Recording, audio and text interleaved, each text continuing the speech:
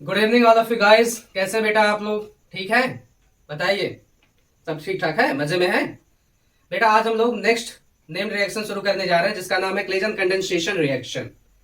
ठीक है, ये एस्टर की रिएक्शन है जिससे एक नया एस्टर का फॉर्मेशन होता है। तो आइए अपन मिला जाए क्लेजन कंडेंसेशन रिएक्शन से। क्लेजन कंडेंसेशन रिएक्शन से क्या होता है बेटा, कोई बताएगा इस रिएक्शन को? बोलो, कोई है? लिखो इसके बारे में आप, क्लेजन कंडेंसेशन रिएक्शन के बारे में। टू मॉलिक्यूल्स ऑफ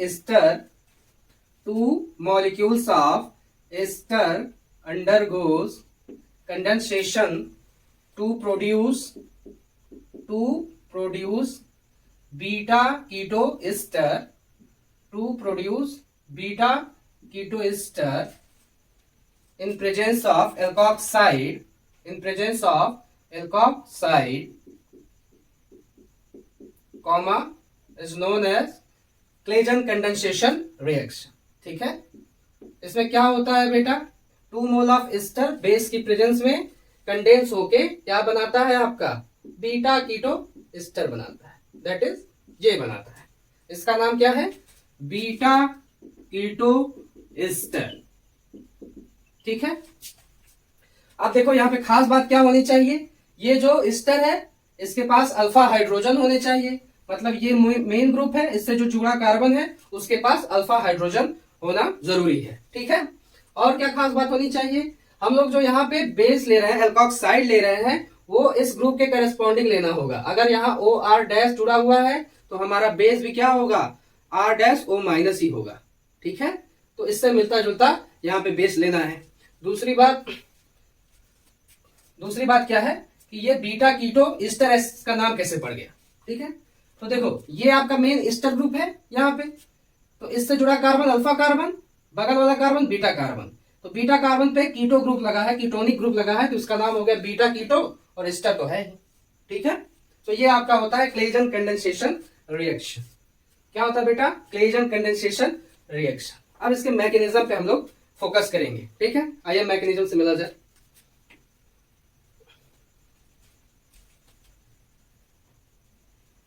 इसके मैकेनिज्म से मिला जाए बेटा।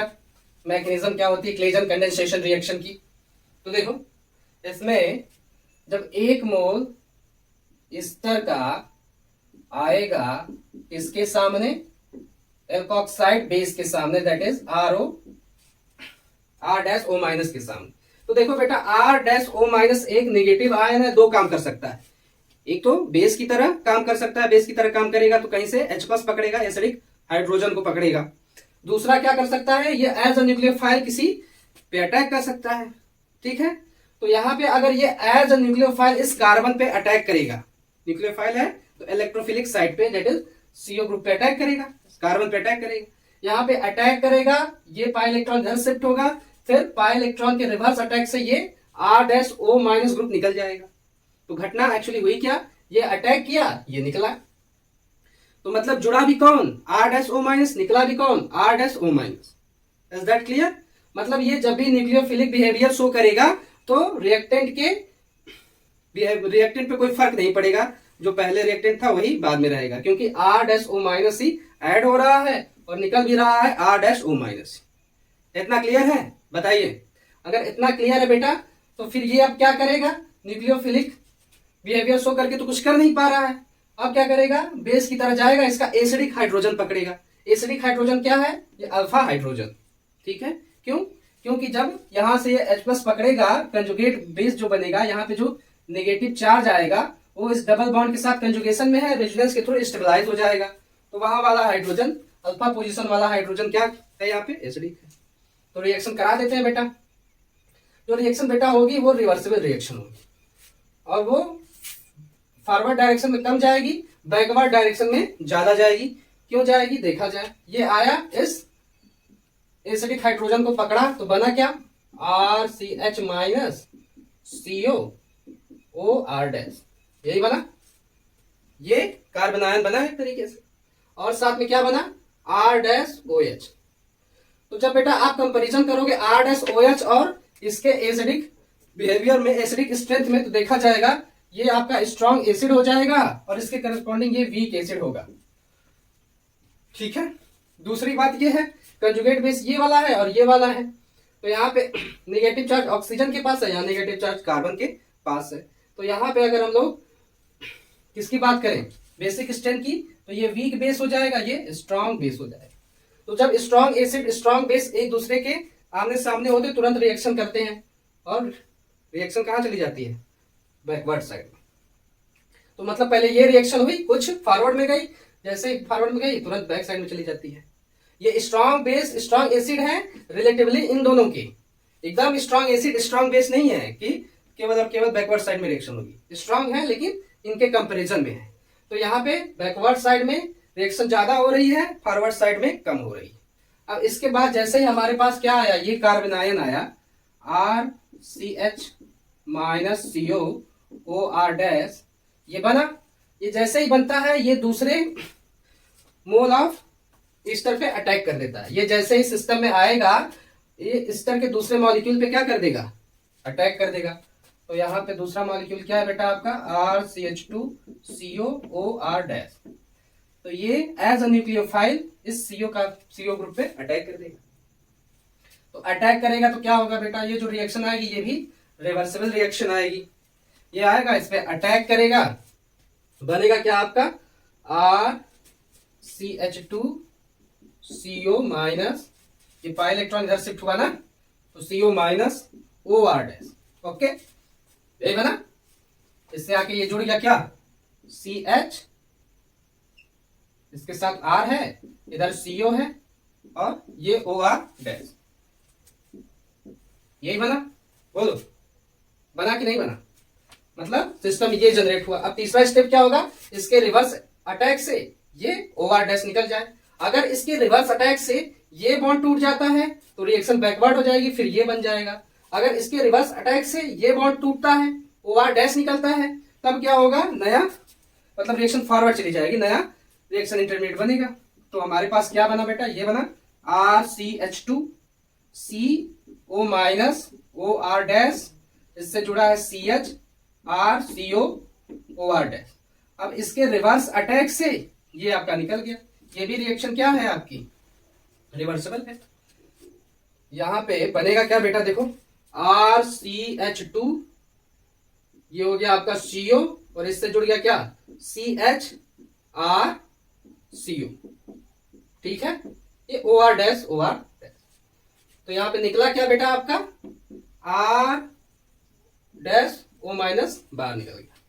सिस्टम में क्या बन के आ गया, beta keto acid, beta keto ester, not acid, ester बन के आया। इतना समझ में आया, एक स्टेप हुआ, दो स्टेप हुआ, तीन स्टेप हुआ, ये समझ में आया, इतना क्लियर है, बताइए। अब देखने से ये लगेगा कि बीटा कीटो एस्टर तो बन गया, प्रोडक्ट बन गया, हमारा काम खत्म हो गया। लेकिन नहीं बेटा, ये जैसे ही बीटा कीटो एस्टर बनता है, ये हाइड्रोजन मोस्ट एसिडिक, मतलब जितने भी यहाँ पे इंटरमीडिएट बने सबसे ज्यादा एसिडिक क्या है, ये वाला हाइड्रोजन है। सामने क्या है R डैश O माइनस, ये तुरंत क्या करेगा, इस H प्लस को पकड़ेगा। तो मतलब यहाँ पे चौथा स्टेप होने जा रहा है, वो क्या होगा आपका RCH2CO CHRCOOR डैश, ये है। अब यहाँ पे R dash O minus as a base काम करेगा, इस हाइड्रोजन को क्या कर लेगा, पकड़ लेगा, ठीक है। तो ये रिएक्शन क्या है, ये भी रिवर्सिबल रिएक्शन है, लेकिन इसमें फॉरवर्ड साइड में रिएक्शन ज्यादा जाती है, बैकवर्ड साइड में कम जाती है। तो बनेगा क्या आपका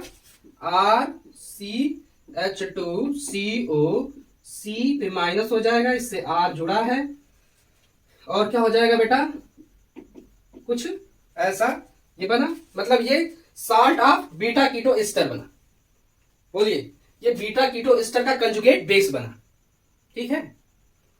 तो ये तुरंत घटना घटती है।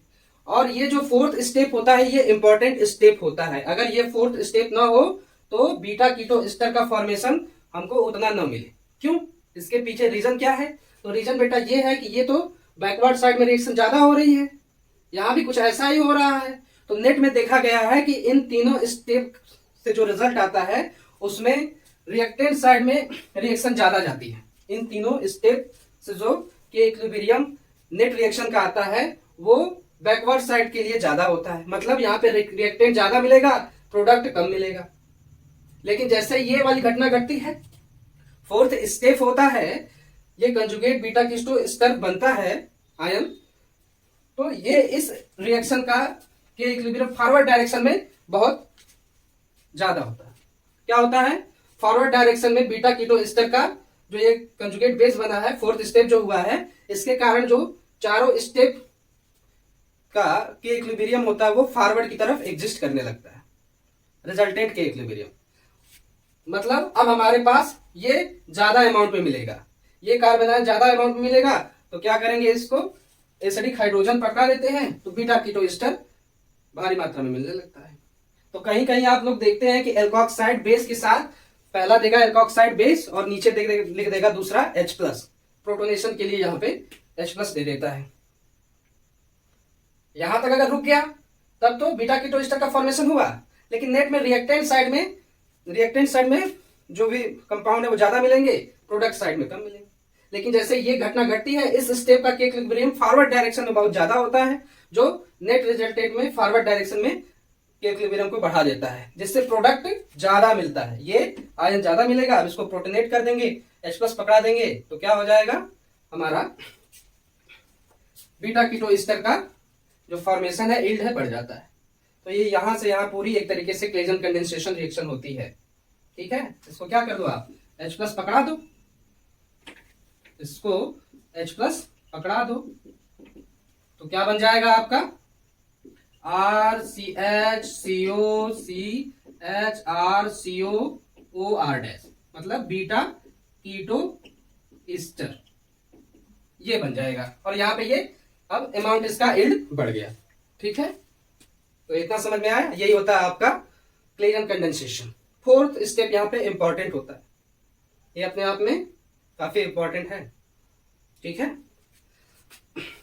तो इसीलिए हमने क्या बोला कि कभी कभी क्या, जब अच्छी किताबें आप देखेंगे तो उसमें यहाँ पे इसका 2 मोल लेगा आपका, और एल्कोक्साइड बेस के साथ यहाँ पे H+ लगा देगा। ठीक है, तब आपको बन के जो आएगा वो क्या होगा, RCH2CO बीटा कीटो एस्टर।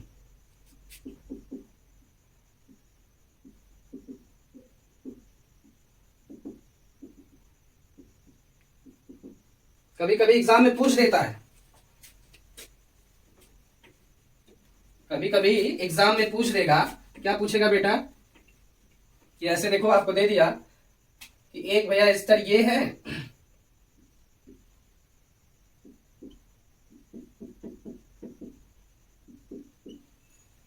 और एक स्तर क्या है आपका,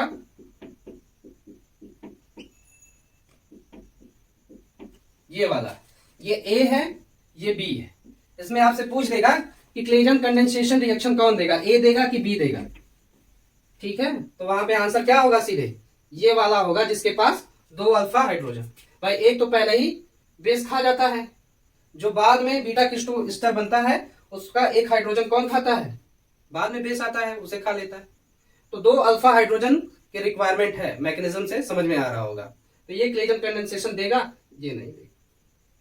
ऐसे क्वेश्चन आए हुए हैं। अब एक इस पे बेस्ड क्वेश्चन कर लेते हैं।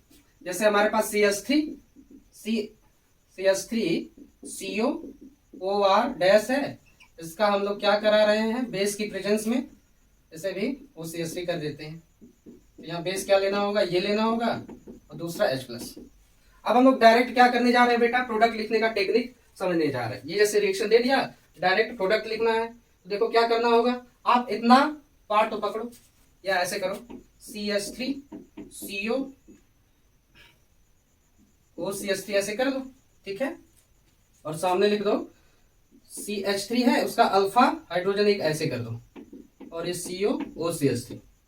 ठीक, अब इस हाइड्रोजन को इसके साथ निकाल दो, बाकी ये जोड़ दो, तो क्या हो जाएगा आपका CH3CO CH, ठीक है, यहाँ 2 है CH2, ये हो गया आपका CO OCH3, ये प्रोडक्ट बन गया। क्या करना है, इसके अल्फा हाइड्रोजन को पहचानना है, उसका अल्फा हाइड्रोजन पकड़ो, इसका OR ग्रुप, OCH3 ग्रुप, दोनों को एलिमिनेट कर दो और बाकी सबको जोड़ दो। तो ये देखो बीटा कीटो एसिड बन गया, एस्टर बन गया। ये कंडेंसेशन क्यों है? क्योंकि यहाँ पे एल्कोहल एलिमिनेट हो रहा है, वाटर निकले, एल्कोहल निकले, तो उसे हम लोग नाम देते हैं क्लेजन कंडेंसेशन। तो this are all about Claisen condensation reaction. अब इस पे कुछ बेस्ड हम लोग क्वेश्चन करेंगे थ्रू टारगेटिंग एडवांस। ओके, ठीक है। तो पहले इतना समझ में आया, इसको रिकॉल करें आप लोग, तो फिर इसकी फर्दर आगे हम लोग बात करें।